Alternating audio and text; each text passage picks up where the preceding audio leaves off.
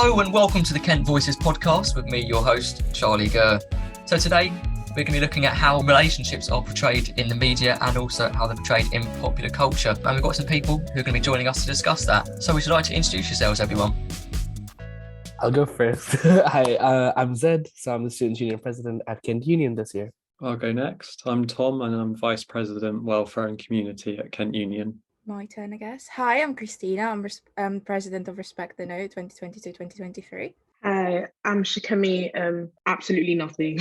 Just graduated there, so yeah. Hi, my name is Basma. I am a doctoral researcher.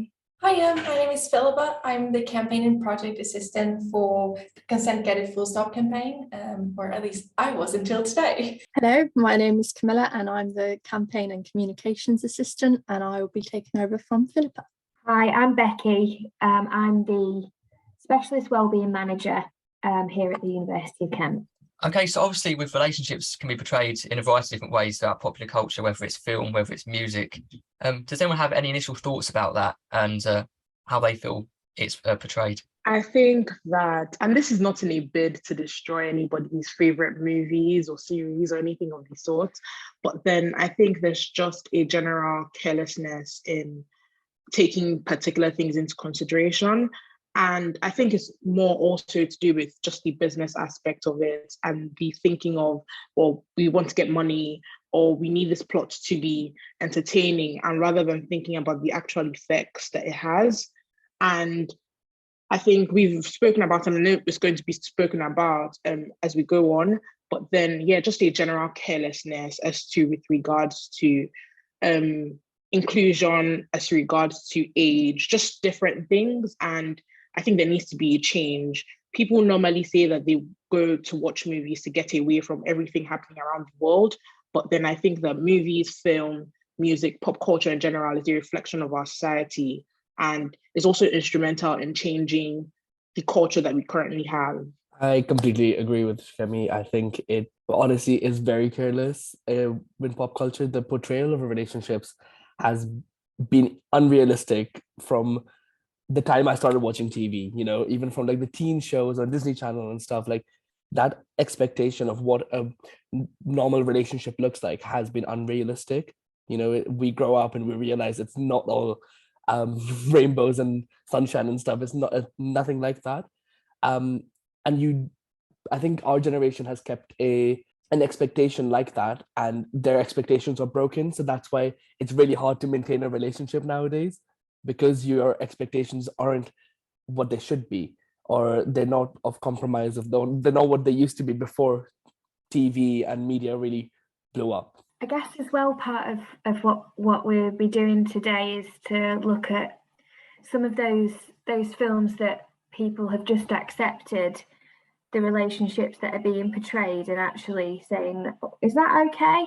So for example, films where college and high school students are played by males who are like in their 20s or 30s, and they are going out with younger women who are, well, they're girls, and just actually looking at whether that is appropriate or not. I think just to pick up on what Becky was saying, one of the issues with that is kind of like the target audience of those films and shows. And I have like multiple instances in my mind right now. So I was thinking, Pretty Little Liars and usually young adult romances tend to do that quite a bit. And even like books, it's not just films and TV shows at all, but they tend to portray these relationships as super healthy and you're meant to be rooting for them. And actually you find yourself rooting for them when you're that age and really kind of like, oh, they look so cool. And especially because they're all so pretty as well. So it works really well. And then you realize that there's, for instance, in Pretty Little Liars, there was a high school student, she was probably 16, 17, dating a guy with a full English degree already, so probably in his 20 somethings, and you're rooting for them. And only when you become much older are you able to kind of distance yourself from that and realize that that's not healthy at all. And the same thing happens, I think, in music. And this goes back to what Shikemi was saying, that the aim is to be trendy and the aim is to be catchy and to be played on the radio and in clubs. So you end up with songs that no one stops to actually listen to the lyrics, but the lyrics are just incredibly wrong. They're just very catchy. And I think the most common example that pretty much everyone knows is Blurred Lines, and how that song just radiates terrible energy, in my humble opinion. I think going off of what Filipa just said there, I've got an example that kind of where we don't stop and think about lyrics. And one song that I thought about was Rihanna and Eminem's song "Love the Way You Lie," and it kind of like, it's like one lyric in particular is like "high off your love, drunk from your hate," and it kind of like romanticizes the kind of feeling of the negative aspects that you should enjoy, and that it just is really weird. And kind of something that I would like to ask everyone almost is like, we listen to these songs, but how much does it kind of develop a like subconscious tolerance for harmful behaviors for like from your partner, to just accept it as love and that it's part of a relationship? For me, in terms of songs, I think it does create this sort of culture of like that relationships are supposed to be difficult, and it sort of promotes that idea of like all the games that everyone plays, and that if you can be devastated, but it's almost romantic to put up with someone's rubbish. Yeah, that's what I think. I mean, I grew up in the era of Sex and the City, and some of the things that are shown in there, and some of the, obviously seeing those series now with sort of modern eyes, there are definitely some problematic things that happen in there. But even that, just as a whole series, it promotes this idea of difficult relationships and that being a person's primary focus, when actually there's a whole lot of other things going on in people's lives. But it sort of gets under your skin and shows you what, as a woman in her 20s or 30s, that's what your life should look like, and you do take that in and sort of absorb it. I think I personally am just a person that I'm like, just as human beings, we absorb everything around in our environment, and I think songs are not as any different. I know that there are different laws with regards to songs, particularly like more violent ones and just things like that. And I used to think when I was younger that I was just singing lyrics, and it was just lyrics. Sometimes I wouldn't even know the words or the lyrics I'm actually singing. And then sometimes as I started becoming aware of just everything around me, I started paying more attention to it. I think the issue then becomes when people are like stuck in the beat, and then you're enjoying the beat, you're enjoying whatever it is that's going on, and you're not, and that sort of draws you in, if that makes sense. And then people then find it difficult to separate or to not even listen to the song in general, because they're already loving the beat and enjoying it. And I think that's why particularly, but again, it just goes back to like business and everyone trying to make profit. And a quick thought that I had, but separate to this, is with regards to, there's the series that's like trending right now, and that's Never Have I Ever, and everyone loves it for South Asian representation. I mean, there's criticism to it. My personal criticism and why I've just not watched it, and I know people do so, but then it's because I found out that the actor, the main guy, was 32 and she was 20, and I just had a problem with that. And people say, well, they're just acting, like he's acting like he's in high school, so there's not actually an issue. But then there is, particularly when a relationship may be building, and we've had instances where actors start dating afterwards, and you're helping to push or ignite that relationship. Sigan just said, I agree. I think it also, as well, moving on to like films, a lot of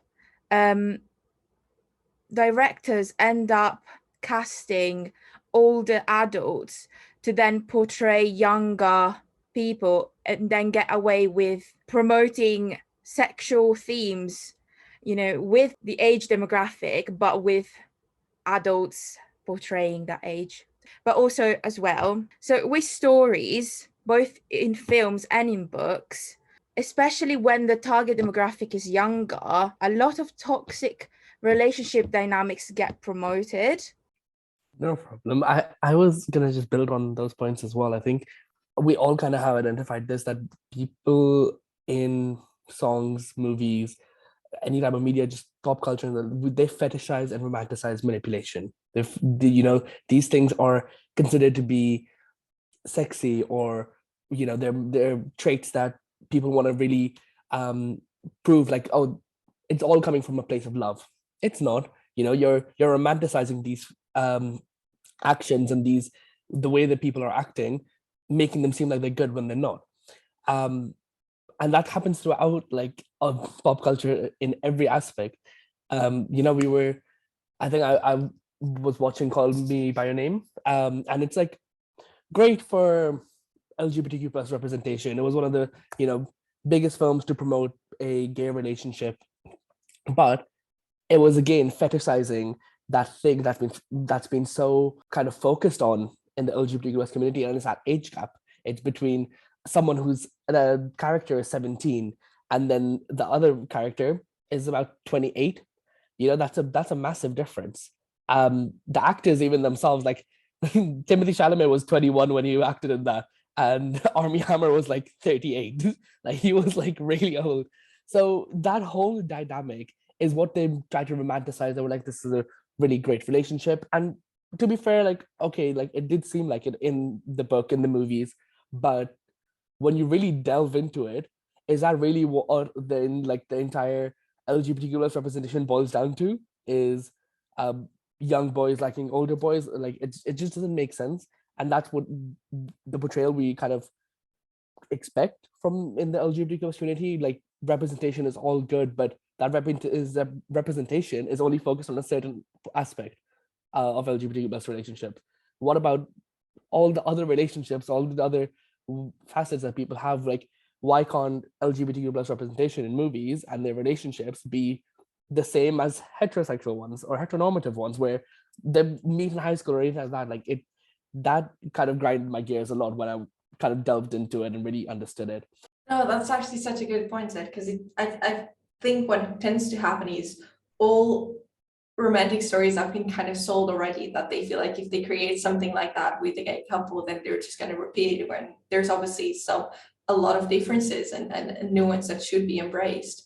And I think that nuance is something that I think is part of a reason why we're having this conversation, even, is that, because it's so focused on being entertaining and so on, it kind of, the film industry and TV shows and so on, they kind of like make it so that all uncomfortable moments are massively hidden. So you have these couples who just have a fight, and thinking of like the Sex and the City, it's just like, oh yeah, Mr. Big hasn't messaged in ages, he hasn't got called in ages, and that's a massive deal, and that's kind of makes her want him even more, which is so unhealthy. And then other things like having fights and then just fully not talking for ages and coming back together, and suddenly it's all massively romantic and it's all sorted out, and you don't actually have the conversation that one needs to have in a relationship to fix whatever was going the wrong way, if that makes sense. Like, we're so we want it to be entertaining so bad that we cannot sit with discomfort at all. We cannot sit with uncomfortable situations, uncomfortable conversations, the uncomfortable moments, even during sex and so on. And I think that's one of the reasons why Normal People was massively praised recently, because of their ability to portray exactly that, the really awkward moments where there's just awkward silence. And that's okay, because if you're in a relationship with someone, you're going well if you can sit in awkward silence with them. If you can be in an uncomfortable situation with someone, that's when you got the right person, at least for that moment, right? So it should be something that should be massively romanticized, because it's such a healthy and great sign of a healthy relationship. One of the things that I was thinking, listening to people, was this idea of the age gap and an age thing being a problem. And I just wondered if we could be a bit more on the nose with what we're talking about here and why that's problematic. And I guess for me, the tricky thing with an age difference is when we're talking about power dynamics and there being an unequal power thing that's going on.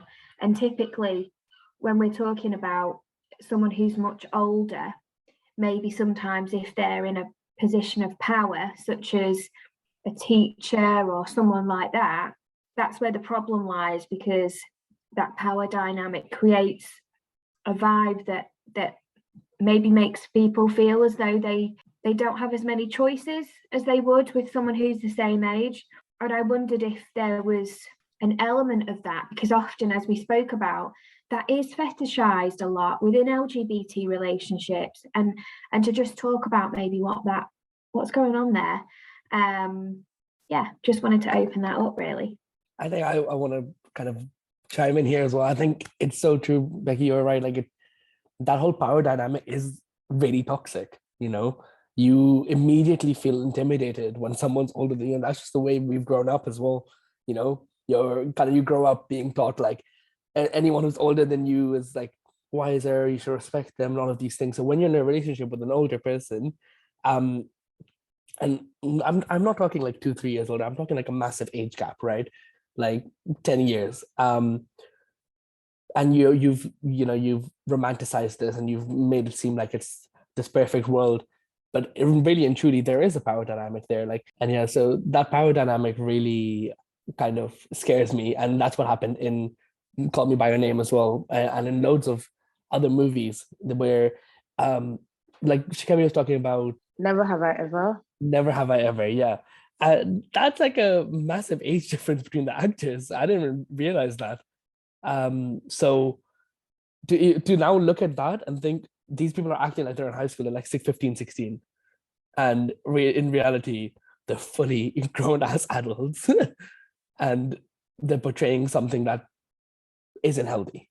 I'm just gonna, it's kind of similar, but it might seem a bit like I'm going off on a tangent here, but something that, like another song I was thinking of that kind of, and I guess it can kind of feed sometimes into like, not always, but LGBT relationships as well, is kind of, there's this song by Demi Lovato and it's called Daddy Issues. And now there's a particular lyric in there that's kind of like quite kind of concerning, but there's a meaning behind it. And it says that you're the man of my dreams because you know how to leave. And it's basically saying how Demi had like sought someone who was like their father, and they found them more affectionate for leaving, and it was kind of building this desire in them that they craved kind of that person that they were missing in their life, like a father figure. And I kind of feel like someone who is in the LGBT community as well, that sometimes I've heard this is kind of like a sort of common thing amongst others, that they're missing that figure in their life and they kind of fill it with an older person at times. But then there's this like, it goes into kind of like a weird power dynamic as well at times, where they're willing to like kind of submit to more than they probably allow themselves, because it almost gets quite psychological, the relationship as well. I think like I just wanted to go back to what Zaid said a bit and just be like, I think the issue with actors and their age difference is definitely more prevalent than we think. And I can remember like on Twitter one time, so it was weeks ago, but just came to mind, someone was pointing out the age difference on a lot of movies, and pointed out that I think it was Anne Hathaway that said that like she knows she got a lot of movies when she was younger because she was younger, like between or before the age of 25. And she would have castmates, or they would have castmates in general, with people that were in their 50s or 40s. And this is not to say that like, if there's an age gap, people are not capable of making decisions. But then it's that whole thing that Becky said again about power dynamics, because in Hollywood, we know that there's so many castmates that end up dating. And so that they may think is just them acting, and they may have similar ages or whatever in the film themselves. But then they go on to date, and then we then see that there's so many issues. I know that there's a joke about can't remember what actor, but then he just broke up with his girlfriend who just turned 25. And apparently he constantly does that. And again, it's just when you think about it and when you see that, like, also because people that are younger are having more access to these kinds of information, it then like normalizes it in that, well, I should look at people that are older because they may be more mature and not thinking about the negative parts of it. But then, and I know Zaid mentioned this again, particularly with LGBTQ relationships and particularly with gay men, there's always that extension, that age gap extension. And I think the more I think about it and the more we have these discussions, it just shows how it's one of the things that somewhat portrays into real life, in that, well, you have a man that may be married, maybe in a heterosexual relationship, and then he then is preying on a younger child, and just all of that continuously, like, continuously impacting how we live in real life. But then, or you have like lesbian women and the over-sexualization of them. And I think that there's just so many issues, particularly with film, I think, because it's more visual and you end up taking in, I think, things that are more visual. But yeah, I think Hollywood and just in general, and I think there is a thing that people say, well, can't you just enjoy whatever it is and not think too deeply about it? But unfortunately, you don't know that you're thinking deeply about it subconsciously and it's impacting the way you think. So I think that that's just some of the things that we need to think about. Yeah, just really quickly, I think that last part that Shemi said as well is like, people are saying like, oh, just accept, like, just enjoy the movie or enjoy the song. Just, why do you have to think so? It's never that deep. But it is, we have reinforced these toxic behaviors in people subconsciously. Even if you hear about from people like, why can't you separate the art from the artist? For people like Chris Brown or Tory Lanez who have, been proven to physically abuse women, and people will still be like, okay, it's the art, the art is really good.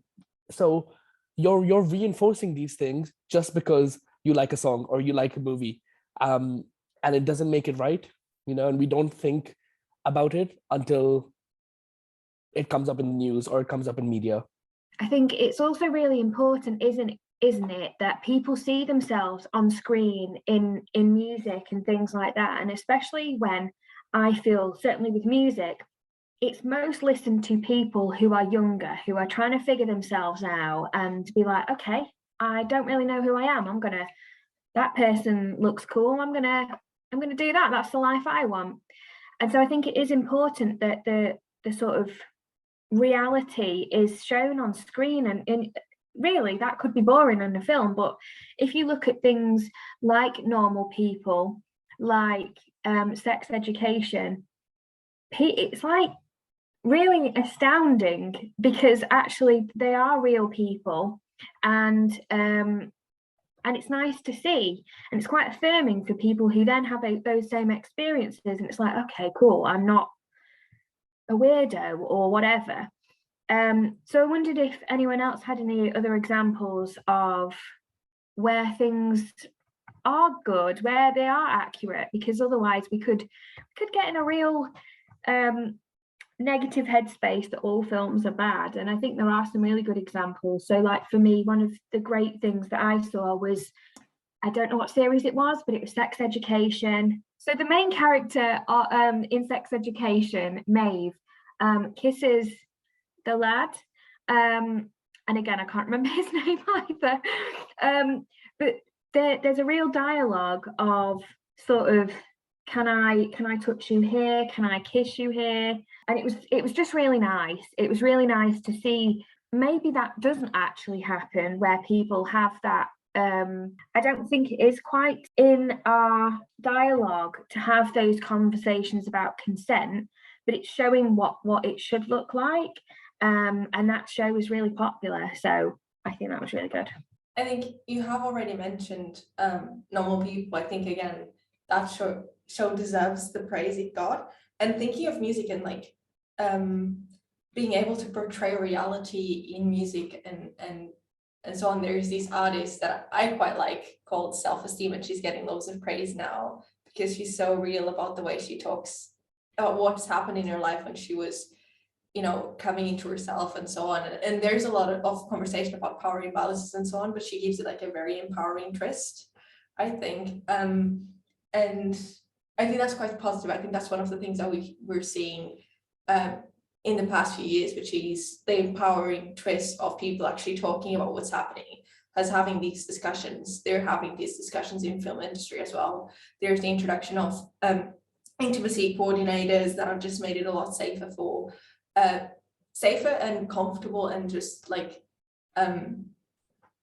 respectful for young actresses to do their jobs, because it is their job after all, whilst feeling safe and not being hurt or anything like that. And for anyone who doesn't know, an intimacy coordinator is an expert who goes into set and they kind of help guide actors during sex scenes and so on, and more intimate scenes, and they kind of help set boundaries and talk to each other about what one is comfortable with and what the other is comfortable with, and kind of understand that and have that conversation. It's basically someone who helps actors have a conversation about their boundaries and what they feel safe doing and what they feel like they can do, and how to because you know, anyone who's kind of like done acting or anything like that knows that anything like, you know, kissing someone you're not in love with and just for, you know, a scene or whatever is actually quite awkward, and it's not pleasant because you have loads of cameras around you, and all those sex scenes are not romantic at all when filming them,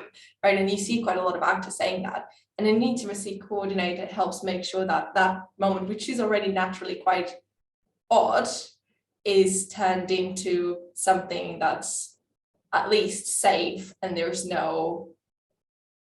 nothing that's unconsensual. So basically they ensure that there's consent from both parts. I kind of want to just build on Filipa and Becky's point as well. As like these healthy practices and like movies kind of changing the narrative that consent is sexy, you know, it's sexy to ask someone, and it, you know, it's not always like just in the heat of the moment you go in for the kiss. It doesn't always work like that. So like sex education, that scene I remember as well, Becky, it was honestly really good. It was, and it was really nice to see like a real portrayal of like what it should be like. And it was awkward, it was kind of cringy, but it was cute, you know, it was like how it should be.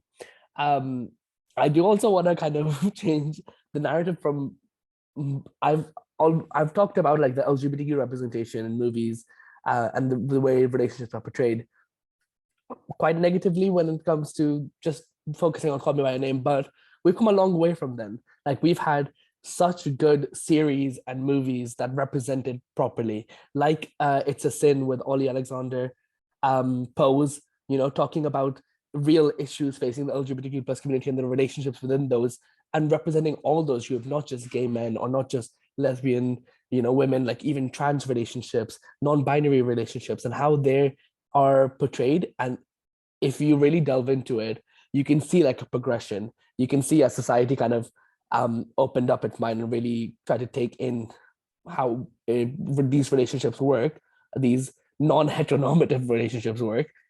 You can see that progression in film and media. So sort of leading on from that, I sort of wanted to talk about sex education and its like depiction of a disabled relationship, because in the series, Maeve dates this guy called Isaac who's of disabilities, and in one particular scene, Maeve actually asks him like, where in your body do you feel the most pleasure? And I thought that was really thought-provoking, because yeah, disabled people can also feel pleasure, and it was just great to see. I absolutely loved it. And I think following on from what Kamila said, that also normalized the having a conversation and understanding that that's the end goal. You know, you want to create that good, pleasurable situation. So you should be talking to the other person to see what will give them that and what will give you that. And I think you're right, Kamila, like the disability bit is really relevant because it's often forgotten. They're often desexualized and seen as people who are not able of getting pleasure, which is just ridiculous. And I was thinking again about LGBT relationships and new shows that have actually portrayed well, and I think a show that kind of summarize some of the bits we've been talking about in terms of age gaps and so on, was Heartstopper, which was such a lovely show. And they actually portray like young kids having young kids relationships. Isn't that great? Right? It was like 15-year-olds and they were doing 15-year-old things. I think they were 15, I'm not sure. But it was so lovely because they actually talked about it. They talked about the coming out process, the difficulties that come with it at a school level. And it was just really lovely because there was that kind of, you know, consent was there as well, in a not good way, but a very lovely way, in a very like normal way. It was actually like how it happens. So I think one of the big takeaways that I can take from this discussion for sure is that we looked, and Chikeme was talking about this earlier, is that we look to films and TV shows as something that will portray reality, and then we just do not see reality when we actually watch them, and that's a massive shock for everyone, and that just gives people the wrong perception of what reality is like. But yeah, Heartstopper, a lovely show. I'm so sorry, I just want to come in because that show was honestly life-changing. I watched that series, like, I swear to God, 4 times, and I sobbed every time. Like, I was literally sobbing my eyes out. I was like, this is so cute. And that representation was iconic. One of the best shows out there. So wholesome. There are some really good movies and stuff that we've talked about here, so I'm definitely going to go and rewatch every single one of them. But I just wanted to say, to close off, that if anyone wanted to get involved or have more discussion about some of the topics that we've been talking about here, primarily consent, then I would refer you to our campaign, Consent Get It Full Stop. And also there is some information online about if you've experienced something that in a relationship that was harmful or problematic, there's a number of resources online, and you are able to come to Student Support and Wellbeing to get some support from the specialist team.